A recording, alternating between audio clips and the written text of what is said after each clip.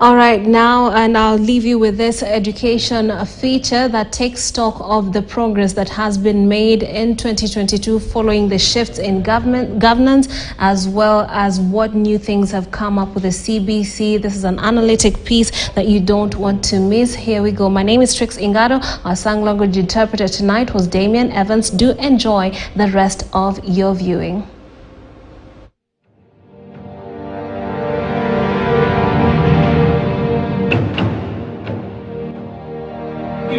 Is there? 2022 will be remembered as the first year to have 4 school terms as opposed to the usual 3 and 5 national examinations as opposed to just 2, thanks to a constricted school calendar occasioned by the COVID-19. And to show how unique the year was, barely 4 months after the start of the year, 2021 Class 8 candidates sat their KCPE exams, while 2021 KCSE exams were administered in April 2022. The year had 2 KCPE exams, 2 KCSE exams, and the inaugural Kenya Primary School Education Assessment KPSEA for grade 6 learners. 2022 was the defining moment in terms of education, because besides exams, it was also the year of anxiety because we had the national elections. We were not yet sure whether we were off the hook from COVID. So it was a defining year in the area of education. But also it proved to me that Kenyans have a lot of resilience, because many parents lost jobs, yet their children continue to go to school. The effect was great. You know, some of our teachers could not even rest. And you saw the effect even in the learners. There was a lot of fatigue in the learners. That exam fever that after a very short time you're headed to exams. But now that is gone. For teachers, learners and parents, running through 4 terms in a single calendar year was the most challenging, not only mentally, but also psychologically and financially. They did a maximum of 4 terms, not 3, as they are usually within this particular year, with low pay and low motivation. But we want to thank them that they have done it. And therefore, it's the business of the government to look at the work the teachers have been doing and remunerate them better than they have done before. It was a very serious year in terms of decision making, policy making, especially on CBC. A very difficult year in terms of concentration of the teachers. A very difficult year in terms of the parents paying fees 4 times instead of 3 times. Some of the learners had to learn or to study for long hours. Teachers had to do without some of their other things to remain with the learners. And I would say that everybody in the education sector, right from even the Minister of Education, everybody had to work. And they worked for the love of this country, the love of the Kenyan child. It was actually a time of great sacrifice. Perhaps due to the pressure of work, cases of mental illness among teachers were also reported during the year. We ran the risk of burnout. Yeah, and it could be seen, you know, it could be seen even in the teachers themselves. The preparation of examinations. Though we appreciate the teachers, it showed also the resilience of the teacher. Yeah, but the toll it took on teachers to prepare candidates. Within a short time, you are preparing another cohort, and especially the ones sitting KCSE now are the people who are prepared for the shortest time. In fact, if it is in cooking circles, you'd be talking about quick fry. You know, these ones had to be taken through quick frying. And while it promised to be an exciting moment for the CBC pioneer class, the joy and high expectations were short-lived, following long-standing push and pull over domiciling of junior secondary. For the entire year, transition, domiciling of junior secondary, hiring of more teachers and construction of more classrooms in readiness for 2023 double intake dominated headlines. Termed as key legacy project for former President Uhuru Kenyatta, former Education Cabinet Secretary George Magoha was all over the country, monitoring and overseeing the construction of 10,000 CBC classrooms. Meanwhile, private schools undertook to construct 5,000 classrooms in readiness for junior secondary. That basic education must be free, compulsory, but also be day school, so that we reduce the cost of education in this country, so that the student just goes to school and comes back home, and that will actually make the family be the core unit of operation within ourselves, something that we have been missing for the longest time. Therefore, I don't anticipate that we create another rank of another headmaster within the junior secondary school. After all, most of our primary school head teachers already are graduates, and they'll be receiving secondary school teachers who are graduates, and they can still just manage them. There would be no need of introducing another tier of a head teacher for the junior secondary, no. While the government will be responsible for employing and deploying junior secondary teachers in public secondary schools, private school owners will be responsible for the same in their own schools. And many private schools say they have already hired teachers ahead of next year. We have employed teachers. If I talk for myself, I have taken 11 teachers to seek to do university degree, and some are already finishing, some are in second year. They are good enough to be able to continue with that class. So we are not waiting to employ teachers next year. My friend here is the sub-chair of the secondary schools committee, and he can tell you for free we have teachers in our schools ready to receive the children. While encouraging private school owners to establish junior secondary schools, former Education Cabinet Secretary George Magoha warned those who did not grab the chance that such an opportunity might never be there in future. Grade 6 learners were required to select 2 national schools, 2 regional schools, 2 county schools, 4 sub-county schools, and 2 private schools of their choice.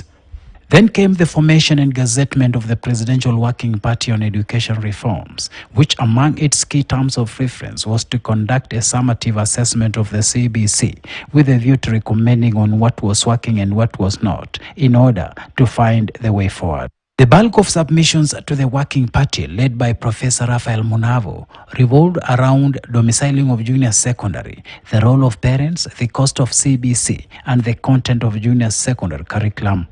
Education stakeholders were divided down the middle. Majority of the stakeholders, more than 20,000 of them, 86% decided or proposed that our children in grade 6 should move to grade 7, but a junior secondary should be domiciled together with our primary schools. The directives are as we envisaged and planned. Therefore, we are on the right path to receive our children come January 2023 on the date of, again, January 23rd. We know, all of us, that our high schools are full, and congestion in those schools, in my view, does not allow these other young ones to join. So hosting this in primary schools is good because it gives room for preparation.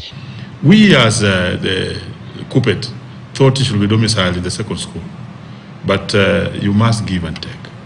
You must allow the majority to have their way, while the minority have their say. So finally it has been domiciled in the primary school. But we equally don't mind, because like Professor Shiwani put it, education is not the fence where the students are.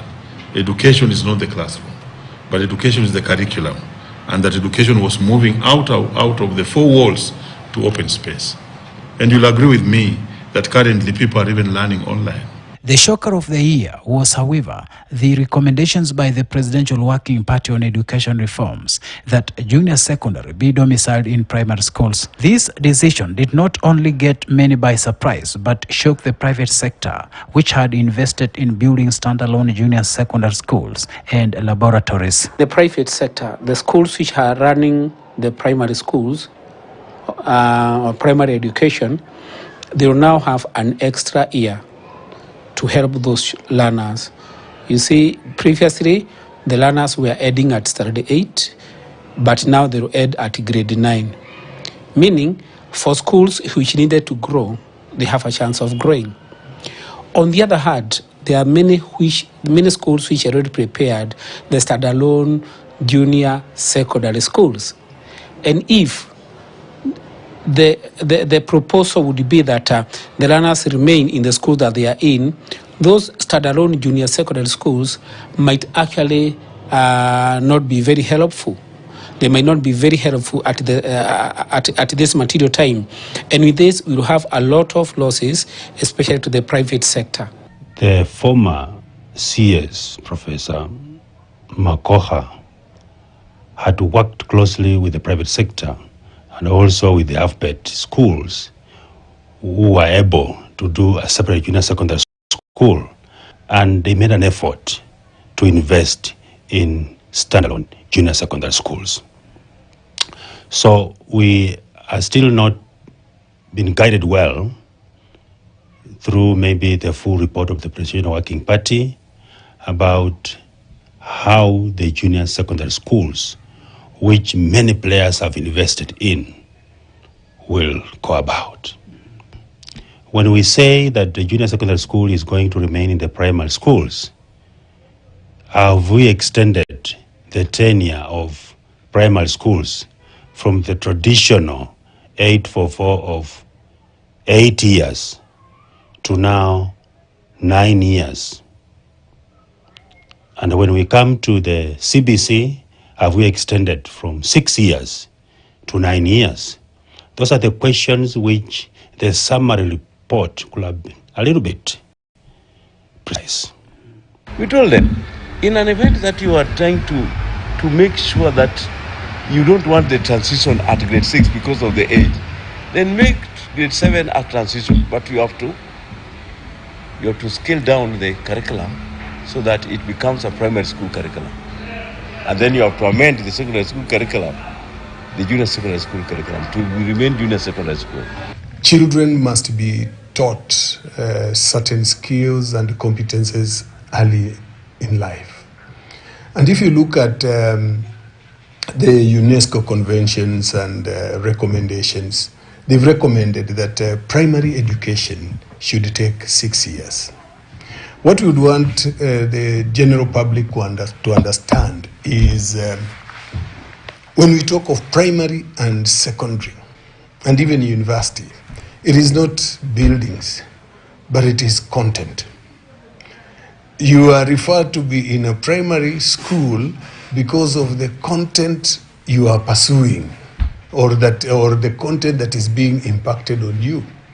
You are in secondary because of a slightly higher level content that is now being given to you. Likewise up to the university. Ours is to ask the government to provide for infrastructure, but also employ teachers who have trained in high school so that they can be able to teach the junior secondary. You cannot teach physics if you have never been trained to teach physics. You cannot teach chemistry. You cannot teach mathematics if you are not trained to teach second school. The issue of primary, secondary, and what have you must actually go, so that we make reference to grades all the years in school. You know, when you talk of primary and secondary, it's like we are referring to one other end to be very superior. I want to tell you for a fact that primary school teachers, as we speak now, 85% are graduates. And the notion that maybe the other end in secondary is more superior, that is null and void.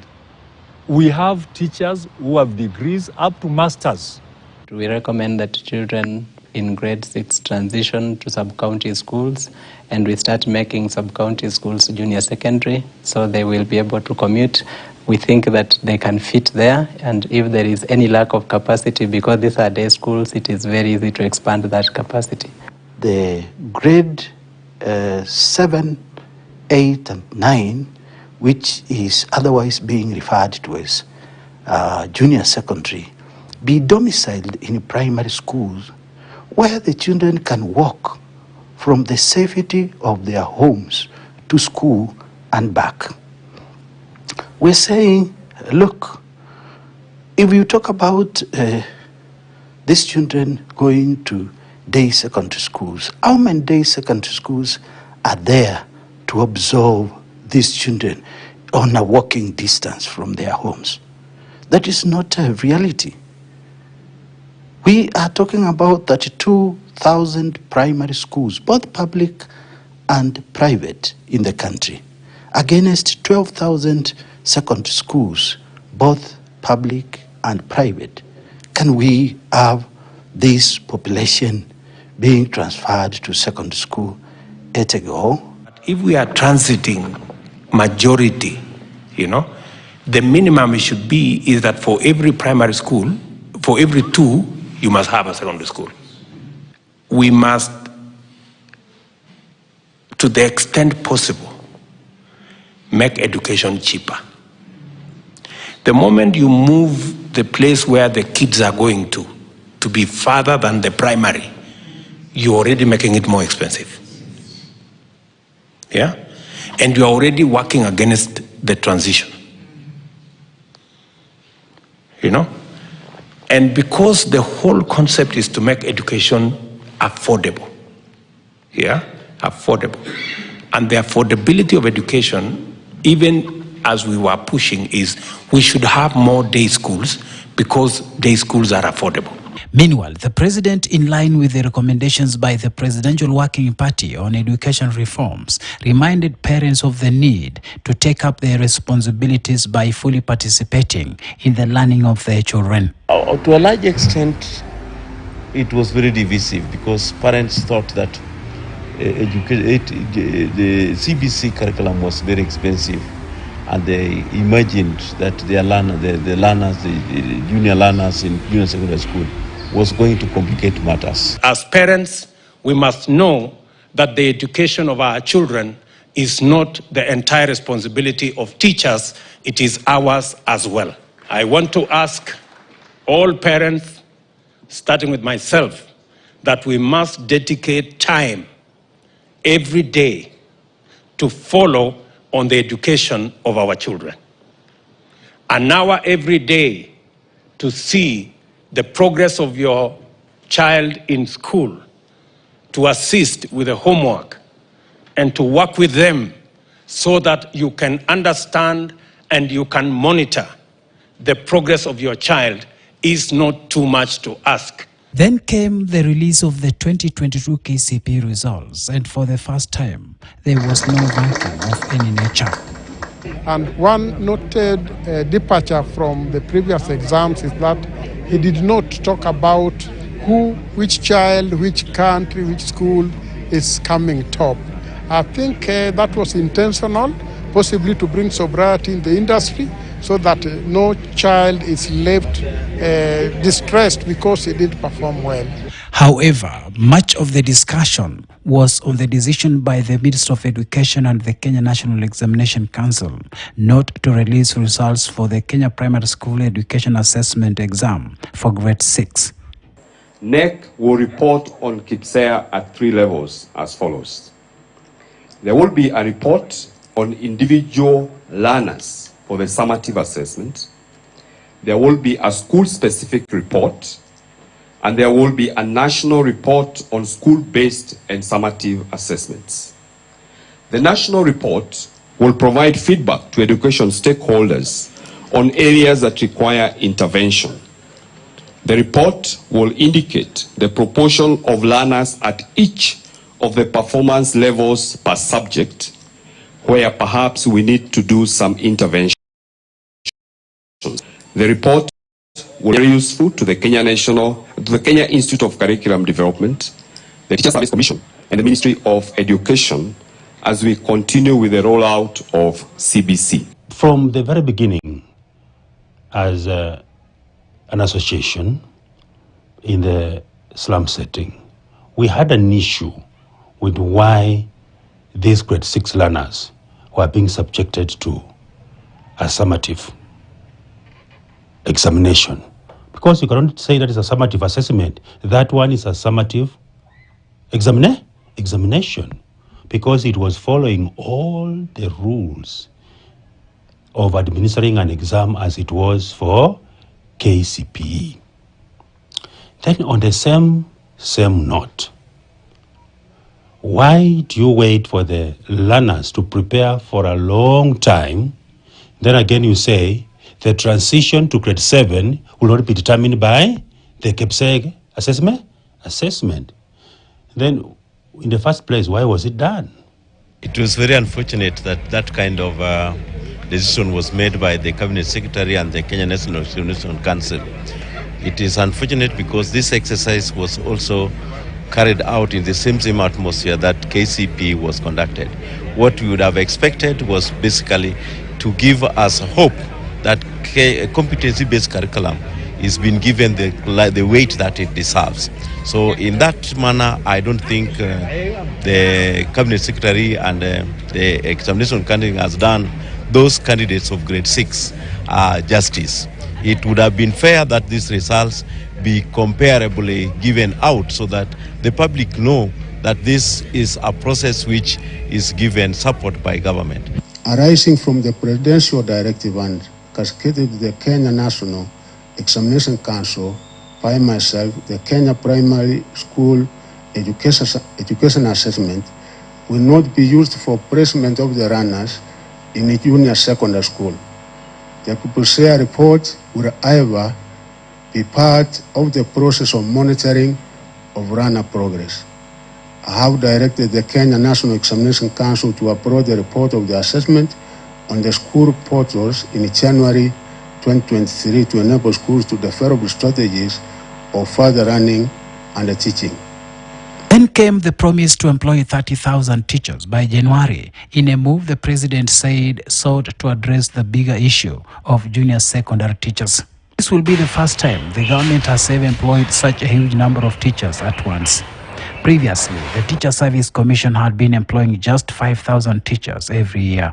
So we really appreciate that for a very long time we've never seen the numbers surge as they've surged now, where we have 35,000 teachers being employed at a go. Regardless of others being interns or not, these are teachers and they're getting employment. Now, it's true that politicians have taken advantage of employment of this big number. And I think it is a populist kind of engagement, because I don't see, literally, I don't see how politicians should actually indulge in the recruitment of teachers in this country. They know too well, even by law, the mandate of Teacher Service Commission is to employ and pay teachers. So how they come in, I don't understand. To some extent, I think politicians are allowed to talk about their constituencies. If there is understaffing in those constituencies, they are right to talk about it. We cannot object that. They are leaders. If they feel that the staffing position in their constituencies need to be talked about, that is very welcome. And the proposal should be, can Teacher Service Commission be rational in the distribution of teachers in those constituencies of sub-counties? But that is away from what is happening. When a member of parliament now calls upon teachers to present their testimonials, their papers for employment, it beats logics. It beats logics because it is not within the mandate. When the commission was doing its job in the most fairest way, no politician would jump in the fray and say he wants to get involved in the employment of teachers. The reason why we created Teacher Service Commission was to have a professional body that could teach not only with employment of the teachers, but also other matters related to teacher professionalism. We wouldn't want to move away from that position and allow that either politicians or other power brokers get involved in the employment of the teachers. Because if that happens, then we shall lose it. We shall lose the professionalism and we shall lose the credibility of the teachers. The teachers will become slaves of these politicians. The teachers will become slaves of the people who have employed them. We shall not have fairness in the country. So I'm asking the politicians, I'm one of them, to allow the Teacher Service Commission to do this job. But I'm quick to caution the Teacher Service Commission. And you must take this, that we are where we are because generally people and including politicians are starting to lose confidence in you as a fair practitioner in employment. And this is what we must now restore. And as curtains fall on 2022, the discussion around CBC is set to continue in 2023, with many waiting to see how junior secondary will look like and how the learners and teachers will settle in. I expect to hold a meeting with all stakeholders in January 3rd, 2023 to consider and release the guidelines so they can provide a roadmap to all players as they prepare for the junior secondary school. Already the Kenya Institute of Curriculum Development has released the Grade 7 curriculum designs and instructional materials for use at the junior secondary school level. Of great focus will be the readiness and ability for teachers to deliver on the junior secondary curriculum, especially after it emerged that not many of them have had adequate training. Shadrach Miti, KTN News.